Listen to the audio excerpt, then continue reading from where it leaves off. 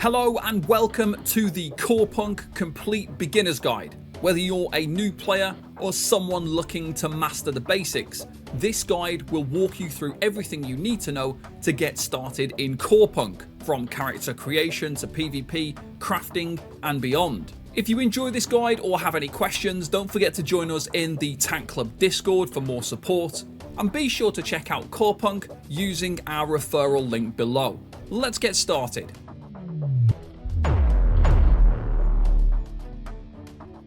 Corepunk is an MMORPG set in a seamless open world distinguished by its fog of war mechanic that encourages exploration and strategic gameplay. Players can engage in various activities including questing, crafting, PvP battles and dungeon exploration, all within a richly detailed environment. You can see my full review on my YouTube channel. Corepunk is currently only available on PC.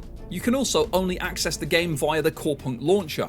The game currently isn't on Steam or other similar platforms. Corepunk is a buy-to-play game, requiring a one-time purchase to access its content. Corepunk follows a buy-to-play model with no pay-to-win elements. The game focuses on providing a fair and balanced experience for all players. The in-game store features cosmetic purchasables. To install the game, you first need the launcher from the official Corepunk website. Once that is installed, you can then log in and install the game. It's a good idea to pin the launcher to your taskbar or create a desktop shortcut, as this doesn't happen automatically. To uninstall Corepunk, you need to do this inside the launcher also. Players can choose from servers located in various regions across the world. There are many localized servers, and selecting a server close to your location will reduce latency and improve the gameplay experience. Corepunk offers 6 heroes, each with unique abilities and playstyles. Additional heroes will be available during and after early access. So the 6 that are currently available include the Mercenary, a versatile combatant, adept in both melee and ranged attacks, excelling in adaptability and resourcefulness on the battlefield. Then we've got Pain Reaper, a formidable ranged damage dealer, harnessing dark energies to inflict significant harm upon enemies from a distance.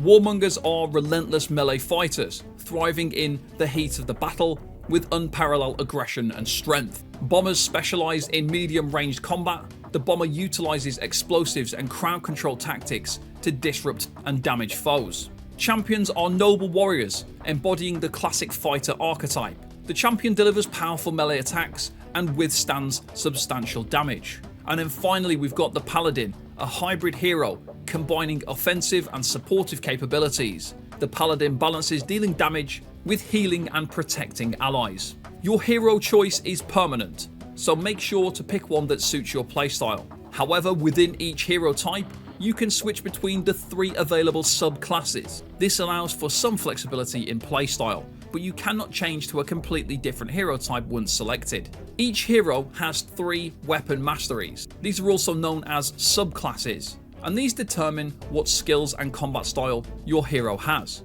Masteries can be changed upon reaching level 40. So for the Mercenary, they can be a Berserker, an Engineer or a Sniper, which all have different types of playstyle. The Pain Reaper has Pyromancer, Soul Eater and Warlock. The Warmonger has Commando, Legionary and Shaman. The Bomber has Blast Medic, Grenadier and Infiltrator. Champion can be a Defender, Destroyer or Ranger, and the Paladin can be a Cleric, Crusader or Hand of the Light. Players can customize their character's appearance, including features like hair, facial attributes and more, to create a unique avatar. But we move on to starting the game. Movement in Corepunk is primarily controlled by point and click or hold mechanics. Simply aim the mouse and press or hold the right mouse button to move. You can also move by using the right mouse button and pressing somewhere on the minimap. Corepunk utilizes a top-down camera perspective. Players can adjust the camera's zoom level to suit their preference by rolling the scroll wheel to zoom in and out. You can unlink the camera from your character, allowing you to move the camera independently. This is done by pressing the L key. While doing this, you can use the arrow keys to adjust the camera position while continuing to move as usual with the point and click controls. While the camera is unlinked, you can use the tab button to center the camera, and to relink the camera, you just repress L again. The fog of war mechanic in Corepunk obscures unexplored areas from your in-game map, which encourages exploration. It also limits your vision on the play screen. darkening areas that your character cannot see naturally due to obstacles or low light conditions. When we look at interacting with the world, players can interact with various containers in the environment to loot items and resources. When you hover your mouse over an object, it will appear with a white border if it's interactable. Click on these objects with the right mouse button to interact. Players can also break containers in the environment to loot items and resources as well. These containers are highlighted with a yellow border when you hover your mouse over them. Use the right mouse button to interact, and your character will break the container using their weapon. When items are on the floor, looted from containers, or dropped by enemies that are killed, the items will fly into the air before landing on the ground. Use the right mouse button to pick them up. If you're quick enough, you can click on the items mid-air to pick them up faster. Holding the left Alt key highlights usable objects in the vicinity of your character.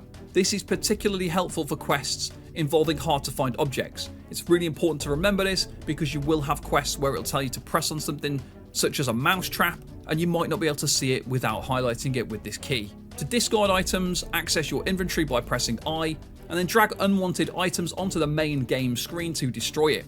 To split a stack of items, hold Shift and click the left mouse button on the item. Select the desired amount and then place the new stack into an empty inventory slot.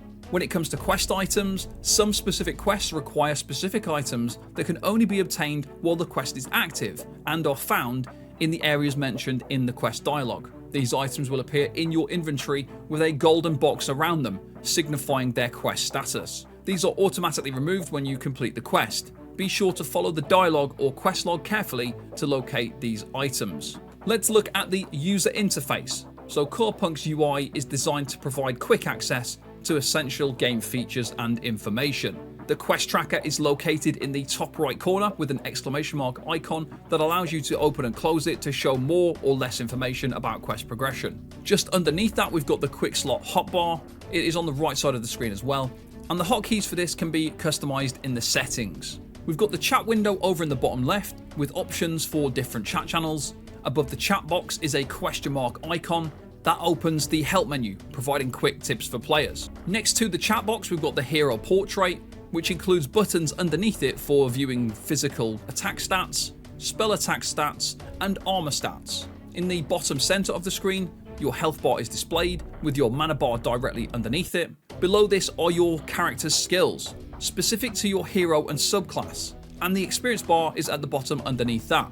To the right side of your skills, you'll find the special ability tracker, which shows the progress and readiness of your special ability. Adjacent to this are your slotted weapons and artifacts, some of which may have usable skills. These can be swapped with items from your inventory, and their assigned hotkeys allow them to be used if there are skills attached to them. The minimap is next to your artifact slots, allowing you to right-click on the map for walking, though it offers no real additional functionality. To the side of the minimap is your gold counter, displaying your current funds, and then you've got the menu option in the bottom right corner, represented by a cog icon. In the very center of the screen, you will see your character name, level, and your current health and mana for quick access as well. Hovering over the cog icon in the bottom corner opens the menu overlay. This includes access to the map screen, the weapon mastery, talents, inventory, hero screen, and professions menu. Clicking on the actual cog provides options such as exiting the game, returning to the lobby, and opening the settings menu. Within the settings menu, you can customize options and reassign hotkeys to fit your preferences. And then we move on to leveling. As players gain experience, they level up, unlocking new skills and abilities. Experience is gained through activities such as killing enemies, crafting, harvesting, and completing quests. The current level cap in Corepunk is level 40, although during some of the alpha phases this has been level 20, and we're not 100% sure yet what it'll be for early access. After reaching level 40, you can take on a quest to unlock new subclasses or weapon masteries. This allows you to begin leveling one of the other 3 possible subclasses for your hero. Eventually, you should be able to level all 3 subclass options. Also, upon reaching level 40, players can choose to join one of the game's cultures. These are Elenians, Fadens, Quadari, and Yawners. The death mechanics in Corepunk involve respawning at a designated point, with penalties varying by zone. If you're in a green or orange zone, players drop 1 random resource item from their inventory. In red zones, players drop 5 random items from their inventory. And if you are a criminal, criminals will drop equipped gear items upon death in both green and orange zones. Then we move on to gear and equipment. To access your character stat screen, press H. Expand the stat panel by clicking the small arrow on the side to view all of your character's stats, including buffs and benefits. This screen also shows you your equipped gear, PvP rank, and Karma rank. Your health bar is displayed as an orange icon above your character's head and a green bar at the bottom of the UI. The small lines on the orange health bar help identify how much health you or someone else has, making it easier to identify targets with high health pools. The more lines that you see in the health bar, the more health they have. Maintaining health is essential for survival and can be managed using snacks, campfires, and universal skills. Max health can also be increased by equipping certain artifacts. Mana is the resource required for all skills and abilities in Corepunk, as well as for profession activities like gathering. It is displayed as the blue bar beneath both your health bar on the UI and on screen. Mana depletes over time as it is used, and it can be restored as well using snacks, campfires, or universal skills. Max mana can also be increased by equipping certain artifacts. All gear and armor in Corepunk are hero specific, meaning they must match your character's class. Pay attention when selecting quest rewards to ensure that they are suitable for your hero. The gear visible on your character in the H menu is purely cosmetic and changes your appearance without affecting your stats. Your gear score is the primary measure of your character's power, combining the stats from equipped items like weapons and artifacts. Although there is currently no place to view your total gear score, items display individual gear score values. Improving gear score involves acquiring higher tier and higher quality items, and tiered items are level based, while rarity is indicated by the item's colour outline, with rarer items providing better stats. Now with your weapons, they are a crucial component of your hero's power and directly tied to the subclass you choose. Your equipped weapon is displayed at the bottom of your UI main screen. You hover over it to view more details. To upgrade to a better weapon of the same type, you acquire one through crafting, buying, or looting, and you drag it onto the weapon slot. Switching to a completely different style of weapon requires a specialization change at level 40. Weapons can be improved by increasing their tier, gear score, and rarity, and different versions of the same weapon can provide you with a variety of different stats. Next, we're looking at chips. Now, weapons in Corepunk contain sockets that allow for chip integration, which provide benefits such as increased attack speed and damage. Chips scale with your character stats and come in standard and advanced types. The number of standard sockets on a weapon depends on the tier and quality. There sometimes will be multiple standard sockets alongside one advanced socket. Each of the chip slots on your weapon has a symbol, and matching it with a similar chip symbol type maximizes its effectiveness. Chip slots can be re-rolled using the synth machine, and chips can be purchased from NPCs. To equip one, you have to press Control and the right mouse button on your weapon to open the integration menu, find the chip in your inventory, and then click on the empty chip slot to equip it. Another type of gear is artifacts, and these function kind of like gear and provide strong stat boosts or even new abilities. Passive artifacts offer continuous benefits, while active artifacts sacrifice some of the stats to grant usable skills instead. You can equip up to 6 different artifacts, and these are displayed alongside your weapon at the bottom of your main UI. Artifacts come in various tiers and rarities, with higher quality options offering better stats. These can be obtained through quests, NPCs, or crafted using the construction profession. And finally, we've got runes. Now, runes are similar to chips, but they are slotted into artifacts instead of weapons. They enhance your equipped artifacts and provide specific benefits triggered by events, such as gaining increased attack power after killing an enemy. Runes offer significant stat boosts and are an essential part of improving your character. To equip a rune, right-click it, and then right-click on your artifact, and that should equip it to the artifact. Next, we move on to combat. Corepunk's combat blends MOBAs and ARPG elements. To attack, you have to right-click on an enemy to initiate combat, or your character will also auto-attack if targeted by an enemy. Your character's combat kit includes a auto-attack, 3 skills, 1 ultimate ability, 2 potential universal skills, and 1 special ability, alongside any additional abilities gained from equipped artifacts. All combat is directional, and abilities are cast based on the direction your character is facing. You can cancel an attack at any time by pressing S, to stop your character from running to attack an enemy. Melee combat involves close range attacks with weapons such as swords, axes or spears. Positioning is key in melee combat. You have to circle around enemies to group them together, allowing you to hit multiple targets with your area of effect skills. Proper positioning really ensures that your abilities deal the maximum amount of damage. Magic and ranged combat uses spells or ranged weapons like bows, allowing players to attack enemies from a safe distance. Ranged combat offers strategic advantages such as evading damage by moving around objects while still maintaining offensive pressure. When we look at skills and abilities, these are usually triggered with the Q, W and E keys, and skills are tied to your chosen class and weapon mastery. While skills cannot be swapped and changed, they can be upgraded and enhanced through talents and weapon masteries. The first three skills are active abilities that generally have quite short cooldowns. They cast directionally based on your character's facing direction, and they do damage and various other effects. Ultimate abilities are your fourth skill, and it's typically a high impact ability or character buff that has a really long cooldown. Use this ability strategically during critical moments. The default key for casting the ability is R. Special abilities are things that build up over time and provide passive benefits. They charge through specific actions, such as the number of auto attacks or the amount of times you take damage, and they can be unleashed with a powerful effect when fully charged by pressing the T key. To unlock skills, initially you'll start with just one skill, and as you level up, you'll unlock additional skills or upgrade existing ones. You'll notice a plus symbol beneath your skills on your skill bar on the main UI, and you have to press this to either unlock a new skill or upgrade one of the existing skills.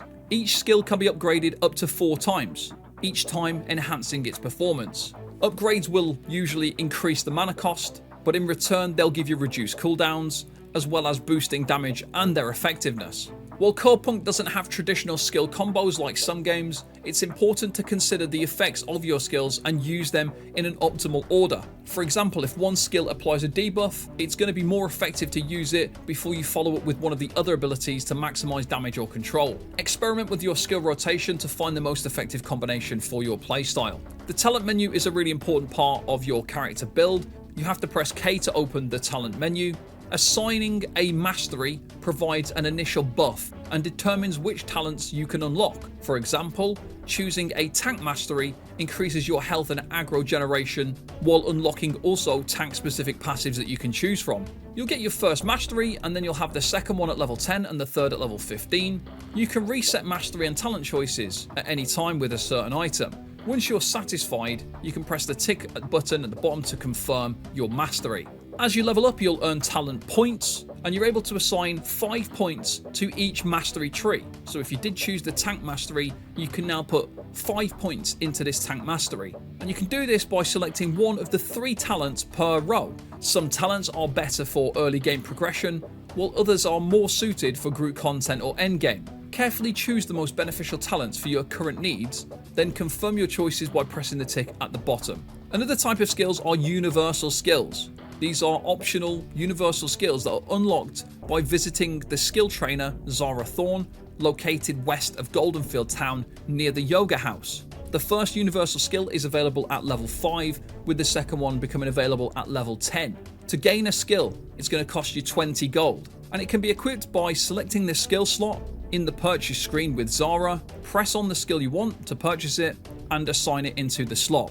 Universal skills can be swapped out by revisiting Zara and choosing other options, but these will also cost an additional 20 gold. Another part of this is weapon mastery. So your subclass determines your weapon type and mastery, which governs your skills. Open the weapon mastery menu by pressing K and selecting the weapon mastery tab. This screen displays your current weapon level and experience towards the next level. Below this, you'll see 4 of your class-specific skills that are listed, which excludes your ultimate. Leveling up your weapon mastery earns you points to enhance these skills with additional effects or boosts. The little plus symbols are also part of the weapon mastery, and you will need to press the plus symbol for that particular little upgrade until you can progress on to the next part. Weapon mastery is leveled up using weapon mastery flasks, which provide mastery experience. The maximum input currently for your weapon mastery is 26 points. If you select the wrong talents or the wrong mastery, you can reset them using specific items. Both items can be obtained from quest rewards or by breaking containers in the open world. The talent renewal cube resets talent points, and the specialization renewal dodecahedron resets talent mastery choices. At level 40, you can reportedly unlock a new subclass or weapon mastery by completing a quest from a specific NPC. Each additional subclass takes longer to level up than the previous one. Once unlocked, you can switch freely between subclasses, eventually gaining access to all 3 options for your hero. This is the information that has been stated, although we're unable to 100% verify this at the moment. Blocking in Corepunk is not an active mechanic. Instead, survivability relies on stacking resistances, shields, health and mitigation. Crowd control effects are tied to specific skills and weapon masteries, and interrupting enemies requires precise timing with interrupt-capable skills. You do have some quick slots that appear to the right side of your main UI. You can drag items from your inventory to the quick slots to assign them. Be cautious when dragging though, as dropping items elsewhere on the screen will destroy them. Consumable items such as snacks are essential for health and mana regeneration. Snacks can be crafted and consumed outside of combat, making them vital for survival during long exploration. Buff consumables also provide temporary stat increases, such as enhanced critical chance. After exiting combat, your character sometimes receives a short regeneration boost, but for sustained recovery, you will need to use snacks, campfires, or universal skills. Choosing the Pathfinder Talent Mastery unlocks passives that enhance health and mana regeneration, so this could be a good option to go for early on in the game. Campfires in Corepunk allow you to regenerate health and mana when far from town. You can craft campfires at a cooking station using matches and wood, and there are different types of camps that offer various benefits. To use a camp, place it by right-clicking the item in your inventory, then click on the ground to deploy it. Right-click the campfire to sit and receive its benefits. Moving on to map and travel. So press M to access your in-game map. In the top left corner, you can access map settings to filter what you want to display, such as NPCs, quests, or points of interest. When you first start, the map is covered by the fog of war, and you must explore areas to uncover it. As you do, discovered locations and NPCs will appear on your map. You are able to set custom markers on your map, and to do so, you need to press the arrow icon in the bottom left corner of the screen to activate the marker tool. Click on the desired spot on the map, enter a name, and press enter. This will place a marker that remains visible on your map. You are able to place multiple markers to track various locations. Pressing on a set marker allows you to share the location to chat, delete it, edit, or recolor it. It is possible to auto-run in Corepunk by pressing Z, allowing your character to move forward automatically. Corepunk does not currently have a fast travel system between multiple locations. However, players are given an item called the Returner when they start the game. This item allows you to teleport back to the last remembered location, which is usually going to be Goldenfield Town, once every 30 minutes when you right-click it. The item also mentions assigning it to a receiving station, but this feature does not seem to be functional yet.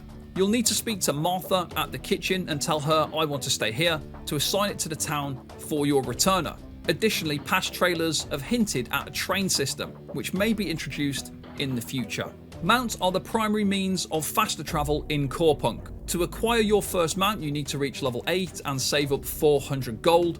Once you meet these requirements, head northeast from Goldenfield Town through Ripplecrop Fields and into River Rise City. There, near the entrance, you'll find Tor MacDrummond at his motorbike store. Purchase a motorbike which increases your movement speed by 75%, and it will also be added to your inventory. You right-click the motorbike in your inventory to use it, or assign it to a quick slot by dragging it for easier access. Other mounts will also be available, although we don't currently know where from. Things such as quests are a vital part of Corepunk, providing significant experience, gold, items, and gear. They range from story-driven quests to task-based objectives, all fully voiced to enhance the narrative. Currently, there are over 350 quests available in the game. Corepunk's quest system follows an episodic model, delivering regular episodes and seasons of story content, much like a TV series. This ensures a steady stream of content for players. New episodes and seasons are already in development and will be released during early access and beyond. To begin a quest, approach an NPC and right-click to start a conversation. If the NPC has a lifebuoy icon glowing orange, it means that they have a quest available. During the dialogue, you can ask if they need help by selecting the appropriate option. You can listen to the fully voiced dialogue for clues about the quest or skip it, but paying attention is often helpful as it contains valuable information about the task. You're able to have a maximum of 25 active quests at a time. To view the quest log, you press J, and this menu allows you to manage your quests. The eye icon shows or hides quests from the main UI, which can be helpful tracking the ones that you know you're going to be doing next. You can click on a quest for more information. While details can sometimes be vague, pressing the history button lets you review the NPC dialogue for additional clues. Pressing the location button usually shows you the location of the NPC who gave you the quest on the map. And on the main UI quest tracker, when you hover over a quest, you'll see a play button. Clicking it will play a line of dialogue from the quest giver, although this is often not essential for completion, and also not very helpful. Once all objectives are complete for a quest, the quest log will mark the task as complete by turning green. Locate the correct NPC by pressing the location button in the quest log, then turn in the quest. Often NPCs will provide additional dialogue upon completion and may offer a follow-up quest. At the end of a quest, the reward window will appear. Use the small arrow at the bottom of the quest boxes to see all available options. Take your time when selecting rewards, as some items are hero specific and cannot be used by your hero. Hover over items to see detailed information. Items restricted to other heroes will display red text and indicate the incompatible hero type. Ensure your items are appropriate for your hero to maximize the benefits of your rewards. Now we're diving into professions. Corepunk offers a variety of professions or trade skills. Some focus on gathering and refining materials, while others specialize in crafting useful items. The more skilled you become in a profession, by increasing mastery and efficiency, the better items you can gather and create. Simply press Y to open the professions menu. Corepunk has 5 crafting professions. Mysticism can craft runes for enhancing artifacts. Weaponsmithing creates weapons for your hero. Construction crafts new artifacts for stat boosts or abilities. Alchemy produces buff consumables. You've then also got cooking, which prepares snacks and campfires for health and mana regeneration. And then there are also 4 gathering and refining professions, including mining for extracting ore from nodes, logging for collecting wood from trees, herbalism, which harvests plants, and butchery to skin animals for materials. Fishing is also mentioned as being a gathering profession on the Corepunk website, although I haven't yet seen this in-game. Each gathering profession has a refining component where raw materials are processed into usable crafting components. Material nodes are scattered throughout the world. Cooking nodes are found very early on in the farmland by opening boxes, bags, or just running through crops, which makes them pop out and fall onto the ground. Other nodes are located all over the world in the wilderness. Forests are rich in logging materials, grassy areas contain herbs for herbalism, and mining nodes are spread throughout, with hotspots like the north of Goldenfield Town. You can find nodes by moving your mouse around. When you hover over a harvestable object, it will glow white. Right-click to start harvesting. Your ability to gather materials depends on mastery in that profession. Crafting or harvesting may also occasionally fail, causing materials or nodes to break and be lost. Increasing your efficiency reduces the chance of failure. After gathering raw materials, they must be refined into usable crafting components at profession-specific stations. Logging and mining stations are found west of Goldenfield Town, while butchery and herbalism stations are located near the town centre. The types of crafting materials you can produce depends on your mastery level. Higher tier materials require higher mastery to refine. To craft a new item, you will need the required materials, but also you'll need to have learned the recipe or plan. Recipes can be obtained from quests, purchased from NPCs, or looted from containers. Materials must be in your inventory and not your bank to be able to craft an item. At a crafting station, you simply select the item that you want to create and press create. Every time that you gather, refine, or craft, you gain experience that increases your mastery in that profession. Higher mastery levels unlocks the ability to gather and craft higher tier items. Alongside that, we've also got efficiency. The percentage bars below each of your professions is your efficiency rating. Cooking doesn't get included in this.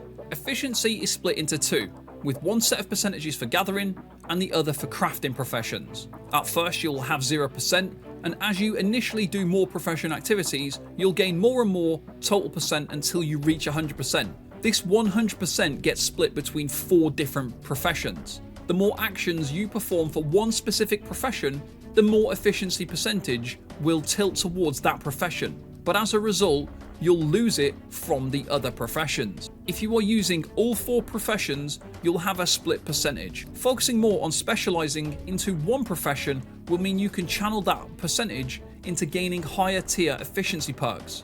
Efficiency reduces your chance to fail when gathering and crafting, but you can gain a range of other further benefits, including the ability to gain epic items when you specialize. But this can only be done when you have 100% specialization in one particular profession. It's up to you to decide how you split or focus this, but you can also lock your efficiency by hovering over a profession icon and clicking the lock symbol. Higher tier items require a higher tier mastery to gather or craft, so that's how you'll gain those higher tier items. These can also usually be bought from NPCs. Items also have varying rarities indicated by the colour of their border. Higher rarity items often have better stats and may require specific recipes or materials. And then we've got the synthesis machine. Now this allows for crafting, modifying and upgrading of items. The synthesis machine is found at any crafting station, and you just have to go to the synthesis machine tab. Then you drag the items to modify into the machine, along with the required materials, so something such as the reroll the main values. Add in the synthesis fuel and press create to make the changes. And using, for example, the main values would change the main values. If the main value is damage, it will change that to something else. The synthesis machine can also be used with the same process, but a different material, to enhance the item's rarity to give it more stats. And you're also able to craft items in the synthesis machine by dragging the correct materials into the machine to craft specific items with enhanced stats. Gold is the primary currency in Corepunk and is especially critical during the early stages of the game, so managing it wisely is key. You need 400 gold to purchase a motorcycle mount at level 8, which significantly increases your movement speed, which is a major advantage in the game. So this is how you can save and earn gold efficiently. First of all, complete quests. Prioritize questing to earn gold and experience. Make sure you loot everything. Open every container, smash every breakable object like scarecrows and barrels, loot every chest and skeleton, just pick up everything. Then you want to sell smart. Sell items like the biosteroid shots or other high value items to merchants, things that are 0.75 or 1+ gold. Sell them all. Avoid selling items with a value of 0.01 gold, as it's just not worth the effort or the income. And just don't hoard unnecessary items, focusing on keeping what you need and selling the rest. You will get plenty of these items later down the line, and many of them are just obtained from containers. By diligently following this approach, you should have enough gold by level 8 to purchase your mount, allowing you to travel much faster and further, which will make it easier to obtain increased amounts of gold, as well as increased exploration and better quests. Player trading is straightforward but requires precision to avoid accidental attacks. To trade, you have to left click on a player to select them. Avoid right clicking, as this initiates an attack, although you won't be able to do that in a green zone. Once the player is highlighted at the top of the screen, click on their picture to bring up options, then select exchange to invite them to trade. If the other player accepts, you can drag and drop items into the trade window to complete the exchange. Most NPCs in the game are trade capable. To trade with an NPC, right click on them and select the coin pile icon to open their shop. This brings up the shop window where you can buy items, use the buyout feature to buy back accidentally sold items, and sell items by right clicking them in your inventory. Note that NPCs have a limited amount of gold, so they may run out if you sell too much. Early game progression often requires purchasing useful items from NPCs, including improved artifacts and crafting plans. Each NPC shop contains a unique set of items that rotates every 60 minutes, but shops only refresh if you've spoken to the NPC 60 minutes prior.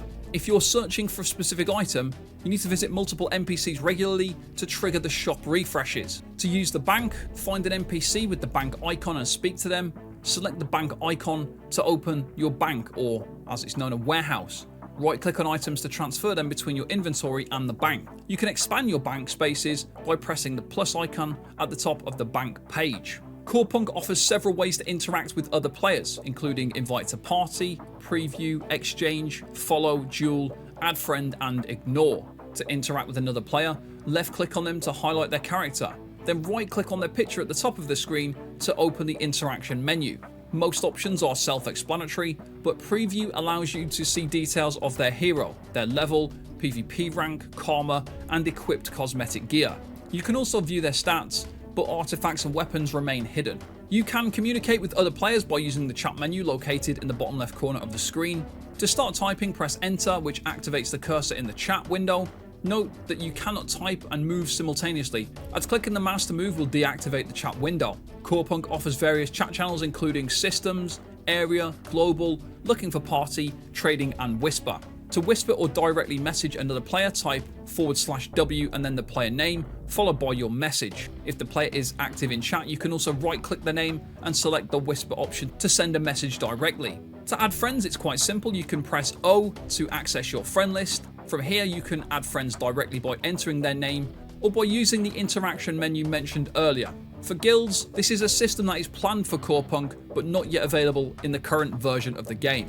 Onto PvP content. Corepunk offers diverse PvP options including open world PvP, arenas, battlegrounds, and high risk, high reward extraction instances. The Fog of War mechanic adds a strategic and immersive layer to open world PvP. Players not interested in PvP can toggle peaceful mode by pressing the P key. This is enabled by default and can only be changed in non-safe zones. Corepunk's karma system uses a colour outline to categorise players. Green is usually party or raid members who cannot be attacked. White are neutral players 5+ levels below you. Killing them incurs a 500 karma penalty. The yellow outline around a player is a neutral player 2+ levels below you. Killing them also adds karma points. If they have a red outline, this player is a criminal and they may be banned from cities, hostile to most NPCs, and drop random equipped items when killed, and their killer will earn hero points. When it comes to karma, killing players in certain zones will earn karma points,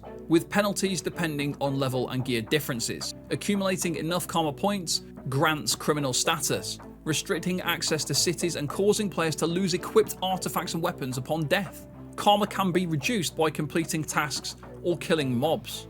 Honor points are earned by killing criminal players who have accrued excessive karma points by unjustly killing other players. While in the open world there are various PvP zone rules, in a green zone these are safe zones where no honor is awarded for PvP, and killing players occurs a loss of 50 karma points, plus 50 per level difference up to a maximum of 250. Dead players drop one random resource, and criminals lose all equipped loot. Orange zones seem to have pretty much all of the same rules as a green zone, and as we move on to red zones, these are high risk PvP zones where players earn 10 honor points per kill without karma penalties. Dying results in the loss of 5 honor and 5 random items. Criminal status does not apply here. Onto PvE content, and Corepunk offers a wide range of PvE activities for both solo players and groups. Players can explore solo dungeons, group dungeons for up to 4 players, and randomly generated dungeons as well. Other activities include raids, mini-bosses, world bosses, and wandering bosses. The game also features a camp system with advanced open-world AI that generates dynamic challenges. Corepunk embraces the traditional holy trinity of combat roles, allowing players to specialize in tank, healer, or DPS masteries. These roles are essential for optimizing group content and will play a significant role in tackling endgame challenges. Specialized group setups ensure coordinated and efficient gameplay during more difficult encounters. So that is everything for my complete beginner's guide for Corepunk. If you've got any questions, please let me know in the comments below or join us over in the Tank Club Discord. Thank you very much for watching, and I'll see you next time. Bye bye for now.